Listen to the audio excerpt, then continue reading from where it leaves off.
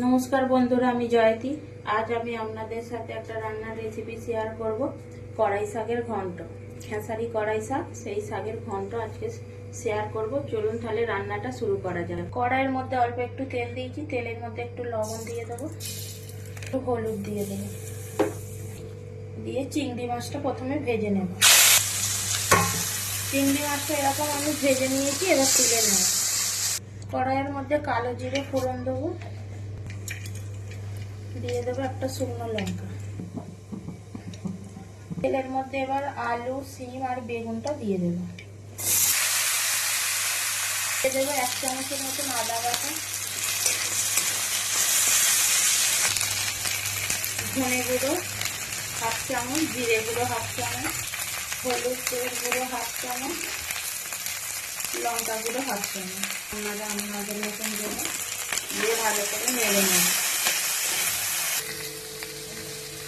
1/2 চামচ লবণ দেবো, অল্প একটু জল দেবো। দিয়ে রাখা কড়াই শাকটা দিয়ে দেবো মশলার মধ্যে। সামান্য একটু জল দিয়ে দেবো, দিয়ে গ্যাসের ফ্লেমটা কমিয়ে একটু কিছুক্ষণের জন্য ঢাকা দিয়ে দেবো। এবার ঢাকাটা খুলে নেব। ভেজে রাখা চিংড়ি মাছটা দিয়ে দেবো,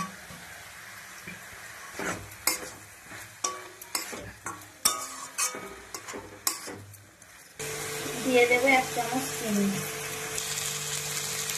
চিংড়ি মাছ দিয়ে কড়াই শাকের ঘন্টটা আমার হয়েই এসেছে। ঘন্ট করতে গেলে একটু নেড়ে নেড়ে শুকিয়ে নিতে হবে, রস রস থাকলে ঘন্টটা খেতে ভালো লাগে না।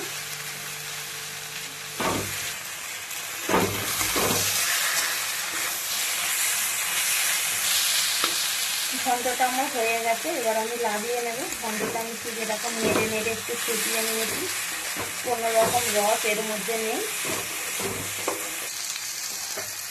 মাছ দিয়ে কড়াই শাকের ঘন্টর রেসিপিটা বন্ধুরা ভালো লাগলে কমেন্টে জানাবেন এবং লাইক করবেন, আর বন্ধুদের সাথে অনেক অনেক শেয়ার করে আমার পাশে থাকবেন, আমার পেজটি ফলো করে।